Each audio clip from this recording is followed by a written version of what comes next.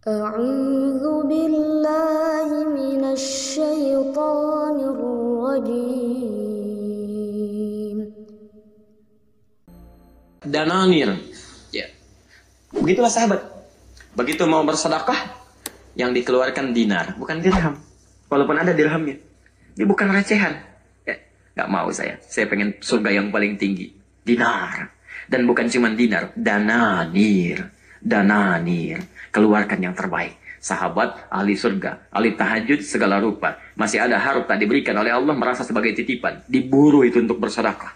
Cari keluar. Dikeluarkan yang terbaik. Ya, ada hamba Allah, saking sayangnya Allah langsung didatangkan, diundang ke rumahnya. Begitu diundang, dikasihkan kencelengannya, diputar ya, untuk diberikan. Di dalamnya ada dananir, ada dirham. Mana yang diberikan? Ada 100.000, ada 10.000. Mana yang dimasukkan? Alhamdulillah. Ya. Alhamdulillah. Tinggal dicek nanti ya, kalau sudah selesai tahun ini. Baik. Itu kembali kepada nilai kita. Ayo kita lihat. Poin saya maksudnya tidak harus diukur dengan dinar dan dirham. Ya, kita bisa berilmu, dengan ilmu itu kita bisa sedekah. Kita punya tenaga, dengan tenaga itu kita gunakan. Karena nanti ada banyak hadis mengatakan orang kaya itu beruntung ya Rasulullah, bisa berderma dengan hartanya. Kami apa yang kami lakukan? Nabi berikan alternatif, nanti hadisnya kita akan lihat. Ya. Baik, apa yang dilakukan oleh bapaknya ini?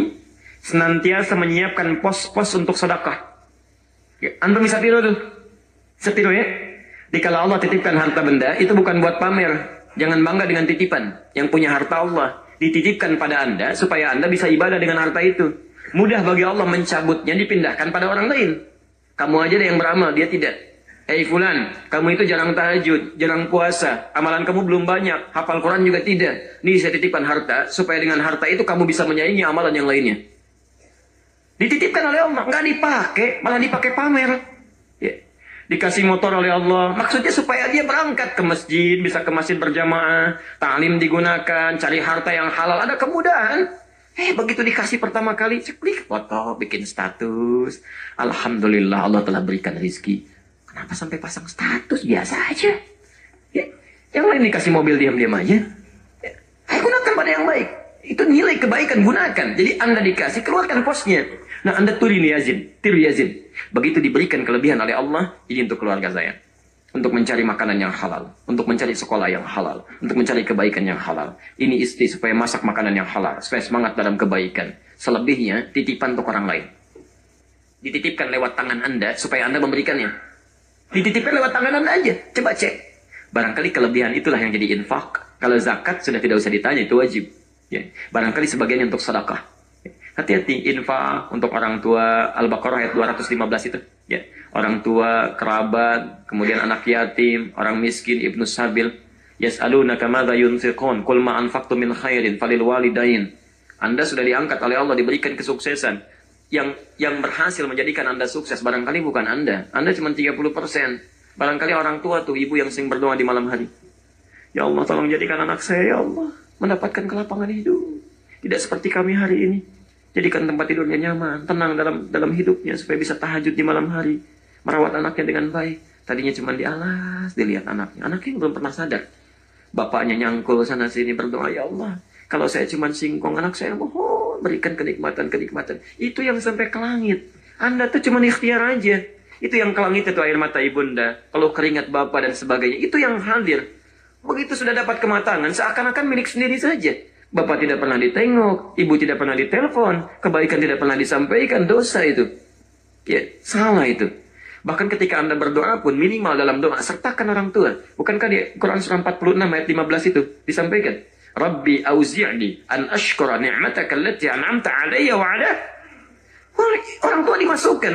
Karena begitu Anda mendapatkan nikmat, kata Allah, barangkali itu peran orang tua, bukan peran Anda. Ya, hati-hati. Ya, masa dengan doa aja nggak bisa? Ya, tidak ada mantan orang tua. Ketika meninggal, ya setidaknya Anda sertakan doa. Ya. Ada seorang ibu punya anak 5, bisa merawat anaknya, 5 orang dirawat. Setelah tumbuh menjadi sepuh, yang 5 ini masa nggak bisa rawat 1 orang? Ya. Ibu merawat 5 anaknya. Ketika ibunya sudah siap dirawat, disiapkan anak itu supaya bisa merawatnya. Masa yang 5 ini nggak bisa rawat ibunya? Yang 1 orang? 1 rawat 5, kenapa nggak bisa rawat 1? Bahkan ketika salah satunya berada di ujung kematiannya, misal sakaratnya, sulitnya, ibunya akan berkata, ya Allah, Kalau bisa mohon jangan anak saya saja ya Allah. Saya saja. Bapaknya diam, cari darah, cari ya Allah, ya Allah, ya Allah, ya Allah. Kemarin satu tempat di Jakarta, saya datang, Masya Allah. Ada seorang bapak mendidik anaknya, sampai dijaga sekolahnya, sampai hafal Quran sampai 20 juz. Berusaha, bapaknya cari harta yang halal. Setelah sampai 20 juz, cara Allah, naik motor, sudah kecelakaan, meninggal. Bapaknya diam begini. Kalau bahasa manusia sih begitu, capek gitu kan, rawat-rawat, begitu pulang dibacakan Quran, dipimpin, kemudian hilang. Masya Allah. Saya bilang, Fan, itu cara Allah untuk memberikan kasih sayang. Udah pulang, supaya jadi tabungan. Jangan maksiat lagi, nah. Sudah, jangan maksiat. Dirawat dalam keadaan baliknya, sebelum dia bermaksiat ke depannya, sesuai ajalnya wafat dia. Dengan Qurannya, Anda akan diberikan mahkota. Sudah, tugas Anda selesai. Anda sudah merawat titipan dengan baik. Yang jadi masalah anak saya bilang. Anak saya. Karena saya belum selesai. Belum seperti Anda. Anak Anda ada di mana? Coba dicek dulu ya. Dicek dulu. Siapkan dengan baik. Sayang. Allah titipkan tapi tidak Anda gunakan. Kasih ilmu gunakan. Kasih harta gunakan. Mumpung masih ada waktu. Kalau sudah nggak ada susah. Ya, pekan lalu saya ke Tanah Kusir tuh. Di pemakaman. Kasih macet saya lihat ke kanan ya. Ada orang itu bawa buah, nggak tahu-tahu. Ya, kita aja subuh pengajian cuma ada teh manis kan. Ini bawa buah, Anda bayangkan. Buah, ada jeruknya, ada apelnya, disimpan di situ. Ya, pasang dupa lagi. Dilihatin. Saya tunggu tuh hampir sampai 5 menit saya lihat gini. Allahu Akbar. Ternyata yang di dalam nggak keluar. Nggak keluar. Ya. Bisa harap-harap begitu keluar. Misal, terima kasih ngambil buah, makan dulu, masuk. Dan yang di luar pun cuma bengong aja begini. Karena kalau sudah ke dalam, Anda nggak bisa keluar lagi. Anda hanya akan bisa meratap mengatakan, Farji'na na'mal salihah. Ya Allah, beri kesempatan sedikit aja untuk beramal saleh. Bahkan fa'asaddaqa wa aku minas salihin. Hamba berjanji akan bersedekah ya Allah dan mengerjakan amal saleh. Mumpung masih ada waktunya, gunakan. Sayang. Ya, gak usah sombong. Karena yang sombong dulu sudah ada, korun ditenggelamkan. Hartanya lebih banyak dibandingkan Anda. Kuncinya aja, kalau diangkat oleh 10 orang, itu nggak akan kuat. Kunci berangkasnya. Ada di Quran surah 28, ayat ke-76 sampai dengan 80. Ya.